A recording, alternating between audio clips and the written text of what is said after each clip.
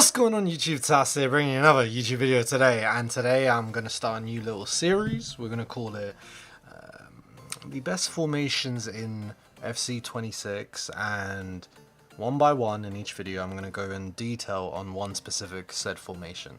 Now, before I start off with anything of any supreme detail of what this video is about and what formation we're covering today, I want you guys to know in the long run whether I release 3 different videos, 5 different videos, so like each one will be a specific formation. I want you to know, even if I have my own personal opinion, that I have said formation number 1, that doesn't mean it's number 1. Does that make sense? And it's like, wait, so Tas, we shouldn't listen to you. No. How you play FIFA dictates what formation you should play. Now, unfortunately, I don't have a screen with all of you guys playing right now, so I can be able to tell. So this is where you guys need to use your own sense of how you play the game and try every single formation I ask of you to try. But if I say to you, hey, this formation is my favorite, and you're like, wow, Tas, I don't really like it, doesn't mean it's the end of the world, okay? Now, currently, we're going to go into this formation, is the 4-2-3-1 wide, okay? You know what's funny? I don't know any of you throwback. Sorry, my mic. I'm making sure you can hear me good. I don't know how many people we got here that used to play like FIFA 14. This was FIFA 14's formation. This is the formation I used to dance on Gorilla on. You guys know Gorilla, I'm sure. Ask Gorilla. Ask him. Ask him. Spencer, ask him. Ask him what happened on FIFA 14 when you played Tas against this 4-2-3-1 wide. Anyway, it's been a long time. I haven't really been around. I made a little appearance last year, I believe. But basically, the video is going to consist of the formation and, of course, most importantly, the instructions you should put on each player. And I'm going to show some highlights in the formation and some key things to look out for. Okay, so let's hop into it. Let's hop into it, Tassal. So yeah, we have the 4-2-3-1 wide. And first of all, let's go into number 1. What's the first thing I want to look at? You know, it's funny. I used to do these videos on a formation, I think, many years ago. Setup used to be different. Anyway, build-up style. You know what's funny? EA, for some reason by default, I'm sure you guys are aware in draft. I think it was draft, yeah. Your default is short passing. I did try it. I don't know.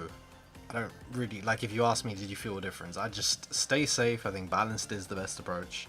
And defensive approach, truthfully, these are the things that I'm not so sure about that I could turn around in 1 month to you guys, right? I could turn around in 1 month and say to you guys, hey, I've changed my mind. I believe 60 depth is the best, right? I believe 90 depth is the best. It's, you know, constantly on the update. Currently, we're going to go with 70. We've been playing with 70 the entire time. We did try balanced. Didn't really mess with it at all. But obviously, you know, this game is a very interesting game. So they're pretty much the 2 standard things that you should be using. And here comes some mandatories in the 4-2-3-1 wide. I've played quite a few games. Truthfully, with the keeper, I was actually messing around with ball playing keeper.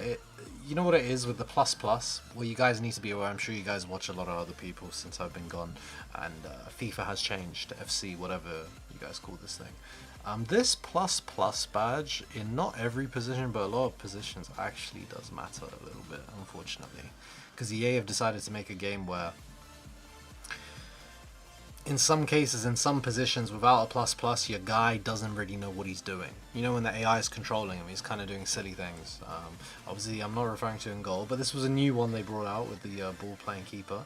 I'm not too sure on it, so we just keep with sweeper keeper, balanced. Again, I wouldn't say I'm an expert on this field of what to put here. I've never been a keeper expert, to be completely frank. But this back 4, it's mandatory. What needs to be done, okay? So we should have fullback. Attacking wing back, you get a plus, but we want them to sit back and only go when we trigger them, okay? So we want fullback, and we don't want it on balance. We want it on defend. Okay, I actually tried it with balanced. I actually felt a difference on defend.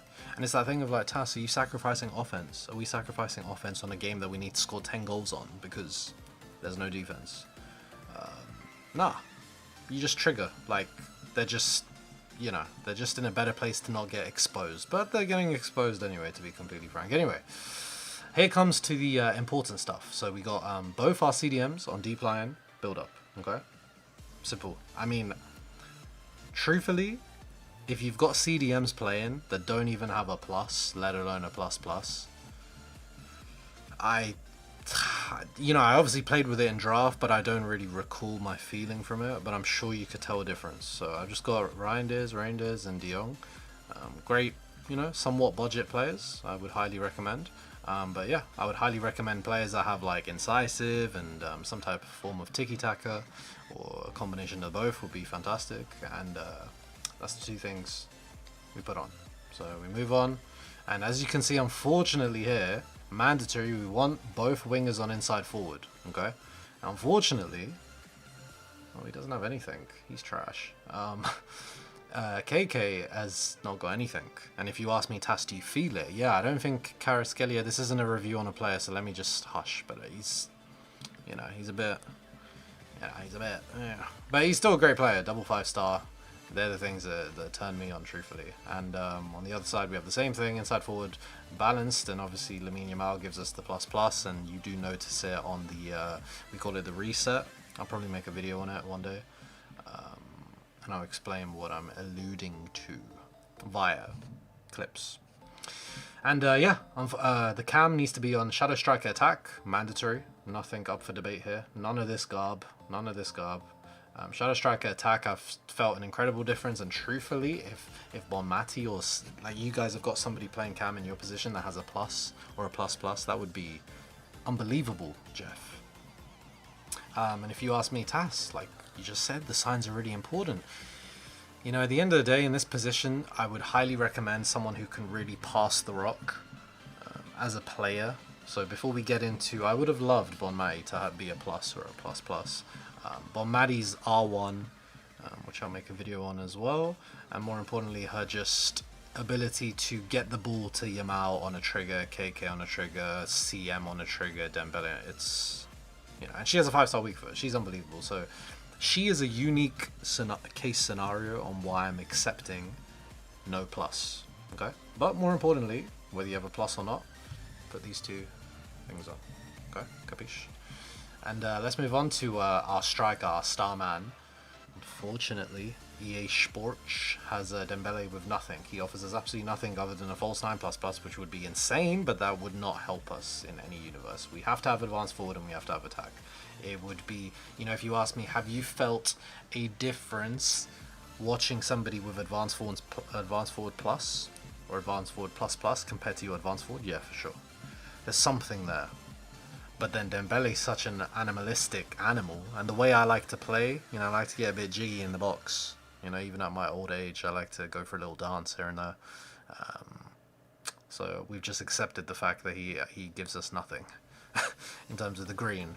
And unfortunately, EA's kind of made a game that's kind of important somewhat. That is the player roles, and we're going to go into some gameplay. I'm going to show you how to, like, why the formation, some things, some goals and clips that specify the formation being good. Right, so here we are. I gathered around some clips, ladies and gentlemen. And I kind of tried to aim for some defensive plays to show the structure of the formation, because I'm going to talk about my biggest likes with the formation. It is my favorite formation thus far. One being that it feels defensively as secure as possible on a video game like the one they've just created that I will talk about one day in my thoughts. And at the same time, there's still a lot of offense, because I pretty much think anybody that has one eye open and has the controller and knows the buttons can create offense. A formation can't stop you this year, genuinely. So a combination of everything, combination of these two things, sorry. So yeah, we're gonna look at, can I hide this? Yeah, thank you. So I really tried to aim for similar types of goals, right? You're gonna notice me going down the wing a lot. You know, it is 4-2-3-1 wide, and you're gonna see me spamming the line, and you're gonna constantly see, I want you to pay attention to the triggers, okay? Constantly triggering the left wing, right wing, depending on the said clip, okay? So I really tried, again, to aim for similar clips. There are some goals that are different than one another, but for the most part, they're pretty much similar. So even here, look at it defensively. It looks pretty damn good. He obviously bombed it for absolutely no reason, but it looked, the shape looked good, right? Look at it. Pretty good. That's pretty good. That's about as good as it can get. Sorry, there's somebody I actually watch who speaks like that. I need to stop. But yeah, as you can see, the key here, Bonmati is the heart of everything. Bonmati is at the heart of everything. Is my mic fine? Bonmati gets the ball and I trigger. Trigger the left wing, right wing, striker. Usually strikers are relevant because when people defend properly. Like even, you know, to say I've got the ball in the middle, I constantly try to get out wide. Unless the guy defends, troll, I'm always going down the line. Look, I'm down the line. Here we go again. Back in the middle. That is a finish. Oh, God. Oh, yeah. Unk still got it.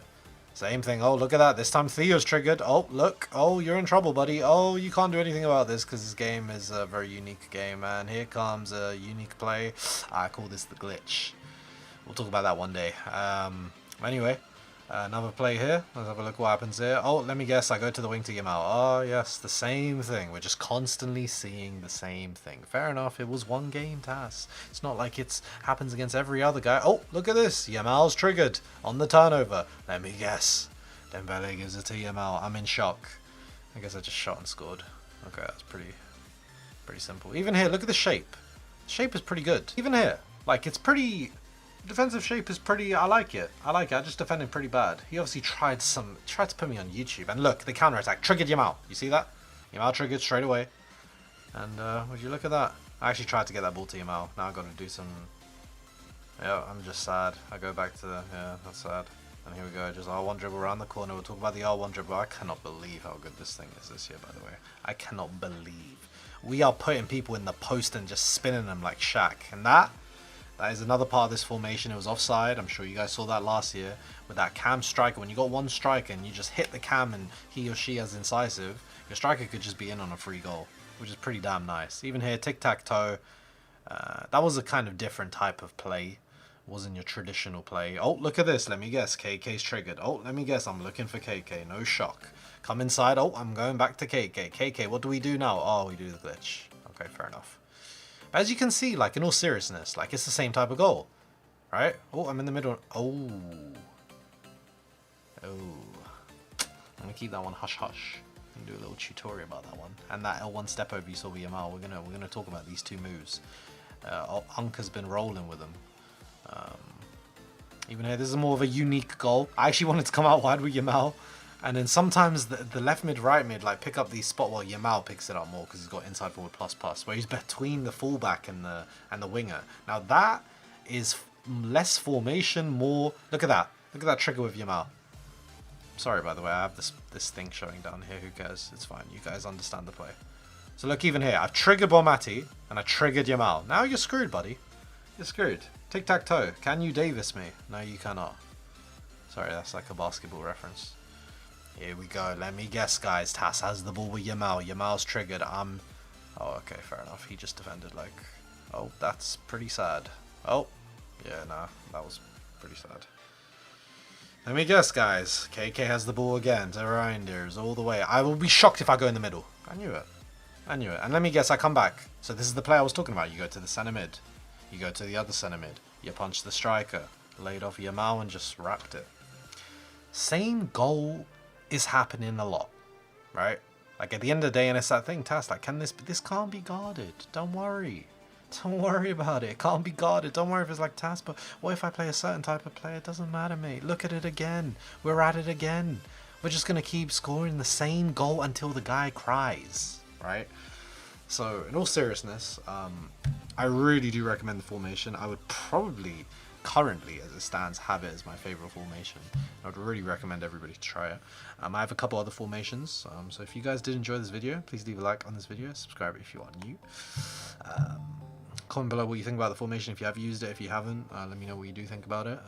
Let me know what your favorite formations are. Let me know what formation you want me to do a video on next. I've got a 4-4-2 coming up. I've got a 4-2-1-3 coming up, similar to this. I've got a narrow, like a 4-3-1-2. These are the formations that I'm really focused on. Doesn't mean there's not other formations, but I would really, I would put this at the high end. This one right here. This formation right here, I'd put at the high end. Now again, depending on how you play, remember what I said earlier, depending on how you play, dictates whether this formation is for you. If you play a certain type of style, like there'll be, like for example, narrow could be the most amazing formation in the game, and there'll be somebody who's insane at FIFA, and they're playing narrow, and they're like, bro, it doesn't even work for me. Depends how you build up, and you can't really teach that. Like, you can teach meta, does that make sense? But you can't teach every pass you decide to make, every turn you decide to do, every pass you decide to not do. We all play our own way, right? So we just need to attach the formation to how we play, and obviously, unfortunately, every year the game changes, and they make some unique games. So yeah, anyway, yeah, that's about it. Nothing else really to add. But yeah, I appreciate you guys, and yeah, until next time, guys, I'll catch you later.